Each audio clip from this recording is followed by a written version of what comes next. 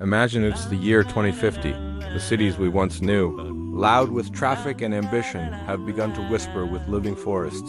Look closely at the glass towers. They no longer just reflect endless urban sprawl. Instead, you see the gentle flow of restored rivers where silent herons have finally returned.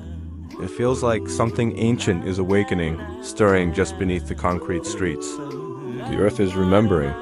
It's remembering how life once moved freely, long before we drew our rigid lines and borders. Engineers and architects, once masters of steel and logic, have started listening. They're learning the quiet, patient language of nature. What were once roaring highways are slowly, gracefully transforming into long green corridors for migration. Can you picture it? Deer crossing over skylines where cars once ruled in an endless, noisy stream. Rooftops, once barren and hot, are now blossoming with life, like floating meadows suspended above the sleeping avenues below. The wind, which used to carry smoke and grit, now carries seeds, planting new life in alleys that have long since been cleansed. In a reimagined New York, hawks circle on sacred currents of rising air, no longer disturbed by the city's chaotic energy. People on the streets below pause their busy lives, not to check a notification, but because they sense a forgotten harmony returning, softly and gently. Planners are now guided by old maps of buried rivers, tracing the Earth's natural veins beneath the concrete.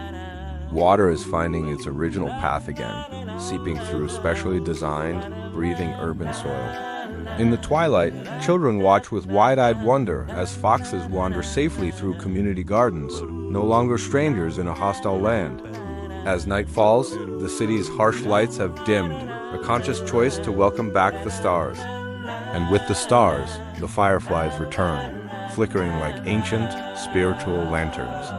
High above the quieted highways, wolves pass silently through protected forest bridges, their paths respected and secured. It's a profound realization for humanity. The wilderness never truly vanished.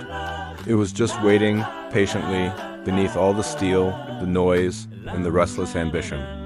Architects now study the intricate, genius patterns hidden within forests and coral reefs. New buildings curve and flow like seashells, shaped by the timeless wisdom of the ocean. Walls are no longer just static barriers. They breathe, covered in moss and living vertical forests that clean the air. When you open a window, the first thing you hear isn't the drone of engines, but the melody of birdsong. The city's frantic heartbeat is finally slowing, syncing with the steady, ancient rhythm of the earth. Migrating birds trace glowing, protected paths across these peaceful new skylines.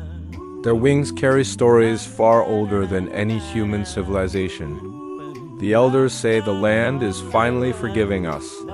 You can feel it in the quiet morning fog, as the spirits of the rivers seem to return. Even the subway tunnels echo with the distant, gentle sound of flowing underground streams. The machines themselves seem calmer, integrated into a metropolis that breathes. People walk slower, taking the time to listen to the sound of leaves brushing against the glass towers. Beside silent electric transit lines, coyotes watch the sunrise. The boundary between what we called wild and what we called human has gently, beautifully dissolved. A sacred balance has been found, a dance between instinct, design, and patience. Across the continent, cities are learning humility from the forests. Chicago is restoring vital wetlands right in the shadow of its iconic skyscrapers. Los Angeles is planting rivers of trees through its vast concrete valleys. Miami has welcomed the mangroves back to guard its shores against the ocean's restless tides. The nation is slowly remembering its ancient ecological spirit. Animals move like quiet guardians through these urban sanctuaries. Their presence is a constant, gentle reminder of our forgotten responsibilities. A new generation of children is growing up believing that cities are living, breathing ecosystems. In schools, they learn the language of the soil, the rain, and the seasons. Technology now serves life. Artificial intelligence maps safe passage for wandering wildlife, and remote cameras capture stunning footage of bears crossing luminous forest bridges at dusk. We watch these scenes silently, feeling a deep, sacred connection to the whole. The skyline is no longer a symbol of our conquest over nature. It has become a promise of coexistence, of reverence, of a shared future. Wind turbines hum on the horizon like distant ceremonial drums. Solar glass shimmers on every surface like countless lakes reflecting the morning sun.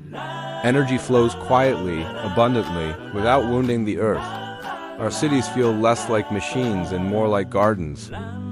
This isn't just a dream, it's a reunion.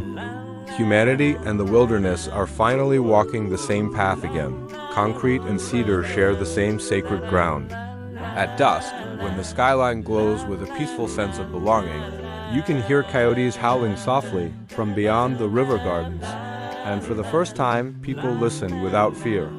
They listen and they understand. The wild is no longer an outsider. It lives and breathes within the city's very heart. Thank you for watching.